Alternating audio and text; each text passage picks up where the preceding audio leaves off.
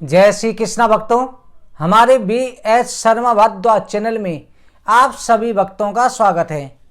भक्तों, आज हम पुत्रेष्टि हरवंश पुराण की कथा 5वें दिन की प्रारंभ कर रहे हैं। आप सभी ध्यान लगा करके कथा का श्रवण करें। बुलेंद्रावन बिहारी लाल की जय। गजाननं भूतगणाधिसेवितं कपेत्थयम्बुफलचार्वक्यणम् उमासुतं शोकविनाशिकारिकं नमामि विघ्नेश्वरपादपङ्कजं। गुरुर्ब्रह्मा गुरुर्विष्णुः गुरुर्देवो महेश्वरः गुरुर्साक्षात् परं ब्रह्म तस्मै श्री गुरुवे नमः। अखण्डमण्डलाकारं व्याप्तं येन चराचरं तत्पदं दर्शितं येन तस्मै श्री गुरुवे नमः। सर्वप्रथम भगवान श्री राधा कृष्ण के चरण कमलों में प्रणाम करके श्री व्यास जी महाराज, सरस्वती देवी एवं सद्गुरुदेव के चरणों का ध्यान करते हुए अपने माता पिता सभी पूज्यजनों का आशीर्वाद लेते हुए भगवान श्री बांके बिहारी मुरली मनोहरलाल से प्रार्थना करते हैं कि हे गोविंद, हमको सद्बुद्धि देना, धर्म का रास्ता दिखाना, अपनी भक्ति और कृपा दृष्टि सदा बनाए रखना। बुलेंद्रावन बिहारी लाल की जय।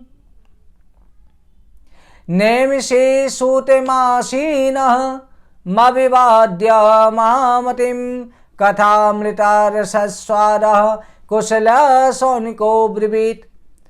सौनक 88,000 ऋषि श्री सूत जी महाराज से प्रार्थना करते हैं कि भगवान, संसार में जीव किस प्रकार से परमात्मा को प्राप्त कर सकता है? ऐसा कौन सा सरल माध्यम है जिस माध्यम के द्वारा अति शीघ्र भगवान की प्राप्ति कर ली जाए?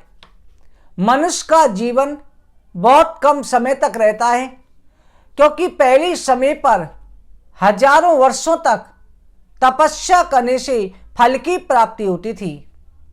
भगवान, कलयुग के अंदर इतना समय नहीं है, क्योंकि इंसान की आयु बहुत कम है, जिसमें से कुछ विद्याधन में, कुछ पढ़ाई में, कुछ उसके साथ गृहस्थ जीवन में, व्यापार में, नौकरी में, कमाने में, बच्चों के पालन पोषण में व्यतीत हो जाती है। तो ऐसा कौन सा एक श्रेष्ठ साधन है जिसके द्वारा अति शीघ्र परमात्मा को प्राप्त किया जाए? श्री सूत जी महाराज कहते हैं कि ऋषिवरों, आप तो कहते हैं कि समय बहुत कम है। राजा खट्वांग ने तो 2 मुहूर्त के अंदर ही भगवान के लोक को प्राप्त किया था। महाराज खट्वांग देवताओं के साथ मिलकर राक्षसों से युद्ध करने के लिए गए। अयोध्यापुरी के राजा थे। राक्षसों को पराजित किया, देवताओं को राज्य प्राप्त हुआ। तब देवताओं ने वरदान मांगने को कहा, तो महाराज खट्वांग ने कहा कि सबसे पहले आप मुझे बताइए कि मेरी शेष आयु कितनी है। तब देवताओं ने कहा कि आपकी आयु 2 मुहूर्त बची है। महाराज खट्वांग ने कहा, मुझे 1 मुहूर्त के अंदर अयोध्यापुरी पहुंचा दो। अयोध्यापुरी आकर के उन्होंने 1 मुहूर्त जो बचा उसके अंदर सब कुछ संसार का त्याग करके दान पुण्य गवन ब्राह्मण को दान दिया और भगवान के ध्यान में मग्न हो गए। 2 मुहूर्त के अंदर राजा खट्वांग ने परम पद को प्राप्त कर लिया। तो ऋषिवरों, आपके पास तो बहुत समय, कलयुग के जीवों के पास तो भगवान की कथा सुनने का समय है। उन्हें तो बड़ा सौभाग्य है। इस कथा को सुनने से किस फल की प्राप्ति नहीं हो सकती? महाराज जन्मेजय को भी वैशंपायन ऋषि ने हरिवंश पुराण के रूप में कथा का श्रवण कराया। महाराज परीक्षित को सुखदेव जी ने कराया, उनको मोक्ष प्राप्त हुआ। हे ऋषिवरों, इस कथा को सुनकर के जो व्यक्ति श्रद्धा भाव के द्वारा परमात्मा की कथा श्रवण करता है उसके सारे कष्ट दूर हो जाते हैं, हर प्रकार के पाप संताप दूर हो जाते हैं। तुम सरलता के साथ में परलोक बना सकते हो। अंतकाल आने पर मनुष्य को घबराना नहीं चाहिए। डरता वो है जो चोर होता है, सिपाहियों से डर चोर को लगता है। हमारे अंदर चोर नहीं, मन को साफ रखना चाहिए, पूरा अर्पण हो जाना चाहिए, पूरे श्रद्धा भाव से अर्पित होकर के भगवान को अपने आप को अर्पित कर देना चाहिए। आप डरो मत। मृत्यु से डरना कैसा? हम जो सुख को अपनाते हैं, हमें सुख अच्छा लगता है तो हमें दुख को भी सहज स्वीकार कर लेना चाहिए। मृत्यु से भयभीत नहीं होना चाहिए। कभी भी भगवान के भक्त मृत्यु से भयभीत नहीं होते हैं। मृत्यु को तो गले लगाते हैं। परमात्मा से मिलन के लिए मृत्यु एक बीच में माध्यम है। मृत्यु आने पर परमात्मा से मिलन होता है। इसलिए हर घड़ी आप तैयारी रखो कि किसी भी समय आ जा प्यारी, हम तुम्हें स्वीकार करते हैं। हर समय तैयार रहो। उसके लिए तैयारी क्या करनी है? आप अपने कर्म सुधारो, भगवान की कथा सेवन करो, भगवान का नाम जपो, अपनी यथाशक्ति दान पुण्य करो, ये सब करते रहो। ये मत सोचो कि हमें मनुष्य जीवन मिला है, खाने पीने के लिए मिला है, मौज मस्ती के लिए मिला है, फिर हम कब करेंगे? बहुत से कहते हैं जवानी में हमने मौज मस्ती नहीं करी, क्या बुढ़ापे में करेंगे? अब मौज मस्ती का समय भजन बुढ़ापे में करना है, ये गलत है। आप अपने जीवन के सुख भी भोगो, परंतु साथ में परमात्मा का ध्यान भी करो, परमात्मा की भक्ति भी करो। आप ये कहो कि हमें मौज मस्ती के साथ साथ परमात्मा का ध्यान भी करना है, भगवान का भजन भी करना है। इस प्रकार से आप अपने आप को परमात्मा के प्रति अर्पित करो। अपने आप को जो परमात्मा की भक्ति में डालो। यही श्रेष्ठ माध्यम होता है परमात्मा की भक्ति करने का। नवदा भक्ति परमात्मा की जाती है। 9 प्रकार से परमात्मा की भक्ति करते हैं। श्रवणम कीर्तनम विष्णु स्मरणम पाद सेवनम। भगवान को आप जो है कुछ भी नहीं है, श्रद्धा से नाम जप लो, मेरे प्रभु का नाम जप लो, उसी से भवसागर से पार हो जाते हैं। केवल कन्हैया को प्यार से बुलाओ तो सही, भाव से बुलाओ तो सही, प्रेम से उनको भजो। इसलिए इस देह स्त्री पुत्रों की ममता त्याग करके संसार में आप रहो, संसार के कर्म करो। आप बच्चों का भी पालन पोषण करो, परिवार का भी पालन पोषण करो, परंतु साथ में परमात्मा का ध्यान रखो। आपके परिवार वालों को आपकी किस वस्तु की आवश्यकता है? आपके परिवार वाले आपसे चाहते क्या हैं? आपके परिवार वाले जो हैं, आपके परिवार वाले केवल आपका शरीर चाहते हैं, आपका धन चाहते हैं। आप अपनी बच्चों से कहो कि बेटा मेरे पास में पैसा तो है नहीं, मेरे पास में धन नहीं है, तो उससे कोई काम नहीं चलेगा। आप किसी से कहोगे मैं अपने मन से आशीर्वाद नहीं चलेगा। और आपके पास पैसा है, आपके पास धन है, तो आपके परिवार वाले भी आपकी सेवा करेंगे। इसलिए मन को परमात्मा को दे दो। मन परमात्मा को आपके धन की तन की आवश्यकता नहीं है, दोनों नासवान है। और शरीर से परिवार के साथ रहो। इस तरह से आप परमात्मा का ध्यान साथ में करो।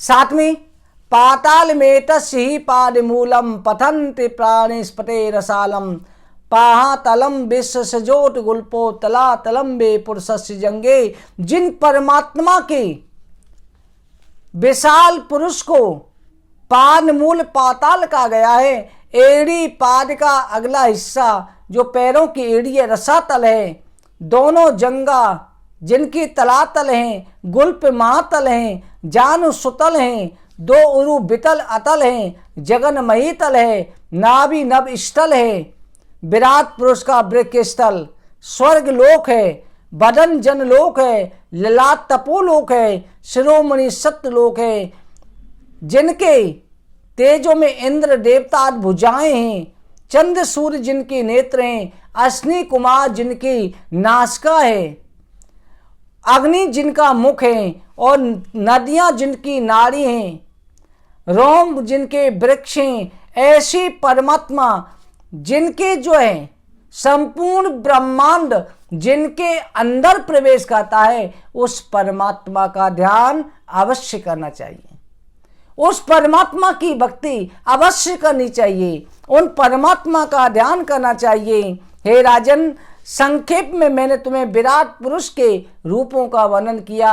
ये महाराज वैशंपायन राजा जनमेजय से कहते हैं, सुखदेव जी परीक्षित को सुना रहे हैं, और श्री सूत जी महाराज सोनक 88,000 ऋषियों को सुना रहे हैं। श्री सूत जी महाराज कहते हैं कि ऋषिवरों, ब्रह्मा ने प्रलय काल में नष्ट हुई स्मृति को प्राप्त करने के लिए परमात्मा की तपस्या करी, फिर सृष्टि करी। वेदों में नाना प्रकार के यज्ञादि कर्मों का जो वर्णन मिलता है, जिनके द्वारा स्वर्गादिक भोग्य पदार्थ नश्वर सब मिथ्या हैं, जिन परमात्मा की भक्ति सत्य है, जिनके अलावा संसार में सब कुछ असत्य है। इस लोक में शरीर निर्वाह के लिए जितने भी भोग्य हैं, वो सभी परमात्मा की भक्ति से बढ़कर के नहीं हो सकते। इसलिए इस परमात्मा का ध्यान करना चाहिए। अगर प्राणी के मन में संतोष है, तसल्ली है, तो हर दुख में भी सुखी रहता है, हर अवस्था में प्रसन्न रहता है। व्यक्ति को केवल अपने मन को एकाग्र करना चाहिए, मन में परमात्मा का ध्यान करना चाहिए, संतोषी बनना चाहिए, मन संतोषी रखना चाहिए। जैसे कहते हैं, चरणी ही कथम प्रथम न स्वतंत्र दिशाम विज्ञाम, जाने की संत होते हैं, भक्त होते हैं, क्या लंगोटी की उन्हें आवश्यकता है तो मार्ग में चित्रे से अपना लंगोटी का काम चला सकते हैं, वृक्षों की छाल से चला सकते हैं। खाने को क्या वृक्ष फल नहीं देते, पीने को क्या नदियां पानी नहीं देती, रहने को गुफाएं क्या बंद है, और शरणागतों की रक्षा क्या भगवान नहीं करते। ये सब कुछ करते हैं, पर भक्त को पूरा विश्वास होना चाहिए, भगवान सबकी रक्षा करते हैं, हर भक्त की रक्षा करते हैं।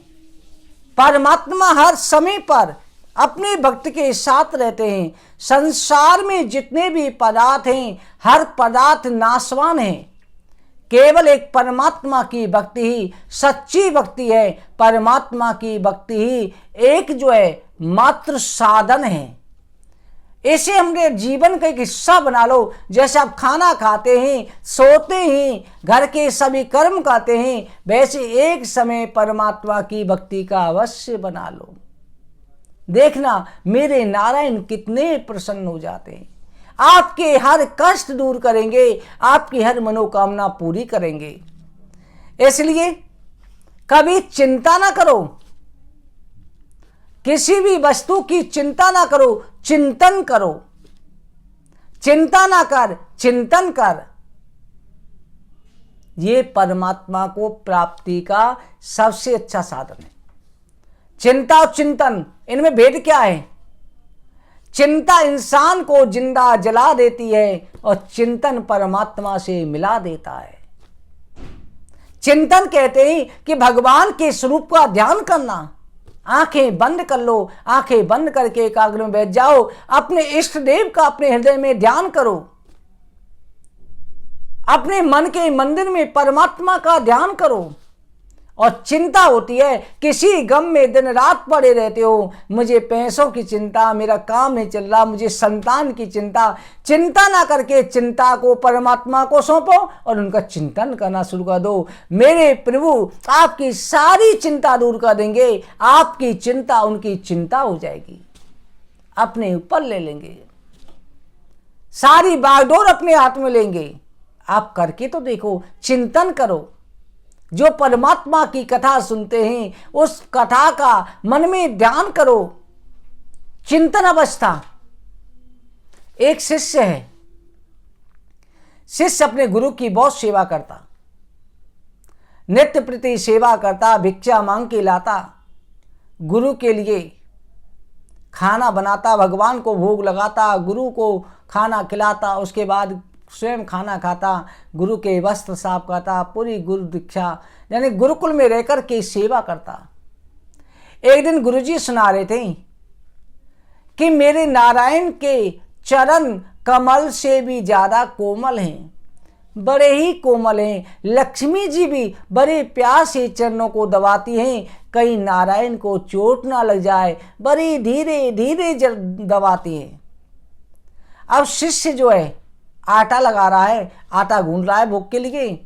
अब वो कथा उसके दिमाग में बैठ गई कि चिंता नहीं, चिंतन भी करना चाहिए। जो कथा सुनिए आपने, उसका अपने मन में ध्यान करो, उसकी जगह पर अपने आप को बिठा लो। अब वो ध्यान करते करते जैसे आटे में लोच आटा गया, आटा लगा रहा है और उसे ध्यान आ रहा है भगवान के चरण बड़े ही कोमल हैं।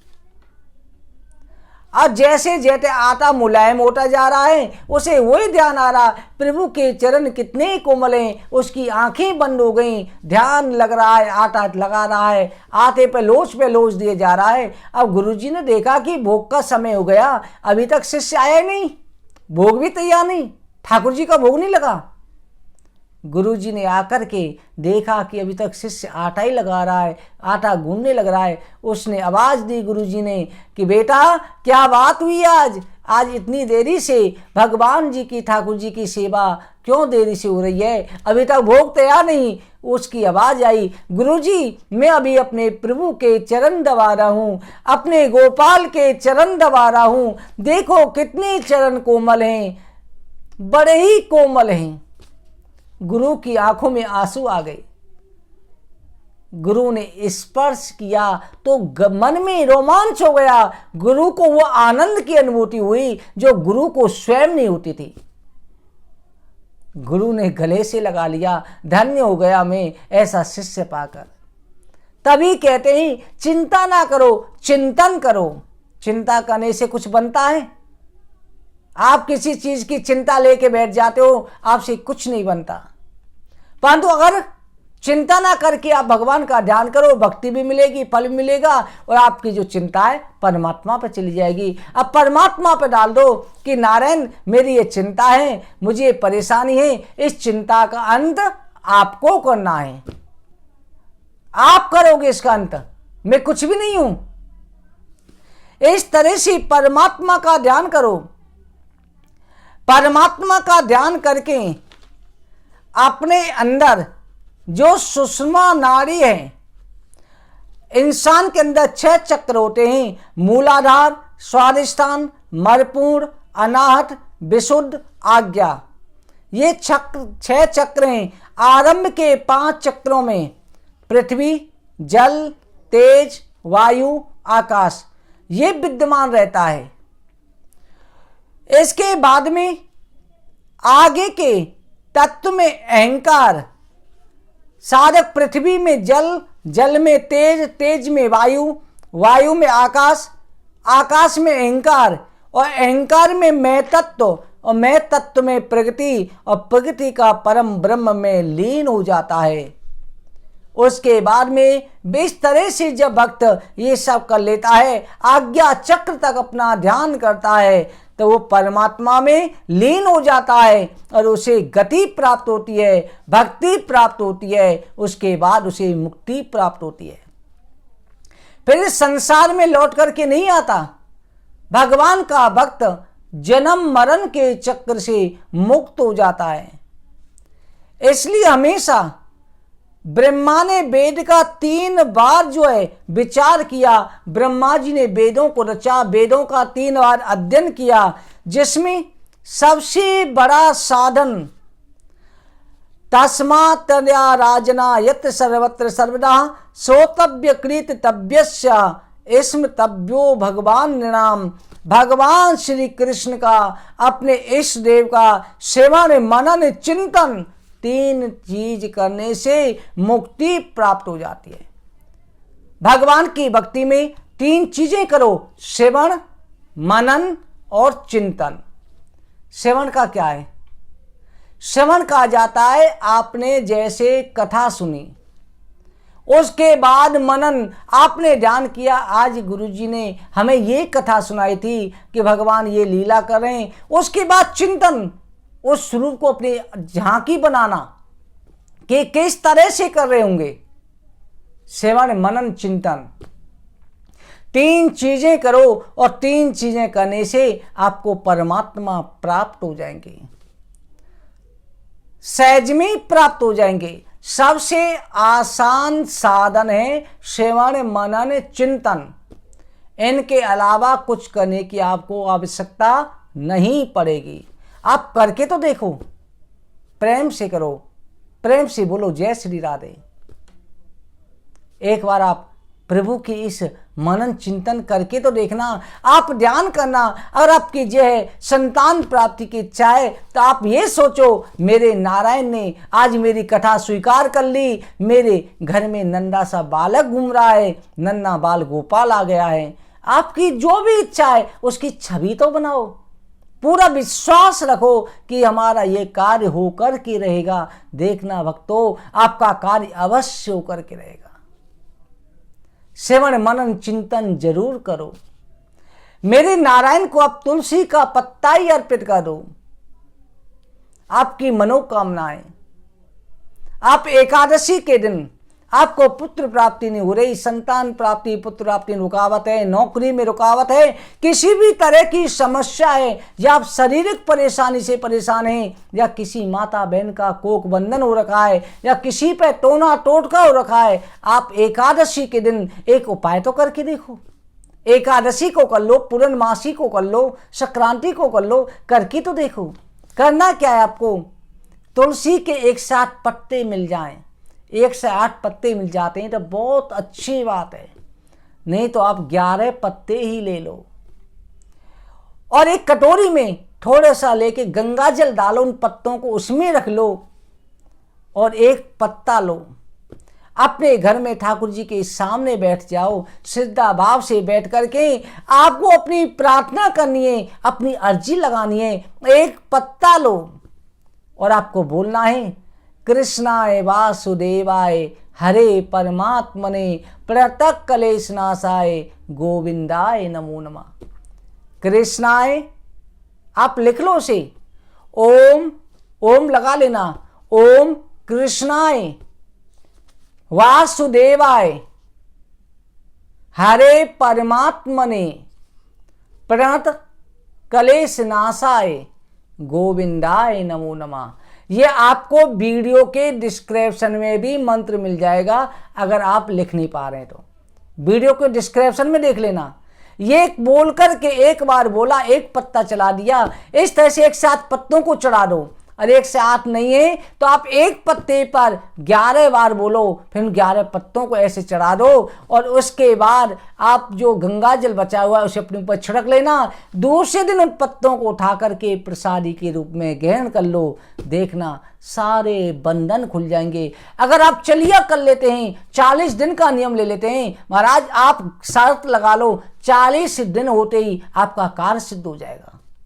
अगर आपके पास ज़्यादा तुलसी का इंतजाम है, 1 से 8 पत्तों का हो सके तो, नहीं 11 पत्तों से करके देखो। असाध्य बीमारी हो, डॉक्टरों ने भी जिसका कह रखा हो, वो बीमारी में भी आप 40 दिन के बाद चेकअप कराना, पर पूरे विश्वास के साथ आप ये करो सही, मेरे नारायण स्वयं फल देते हैं। भक्तों, आज की कथा का हम यहीं पर विश्राम करते हैं। भगवान श्री नारायण की कृपा से आपकी सारी मनोकामना पूरी हो जाए, सारे कार्य सिद्ध हो जाएं।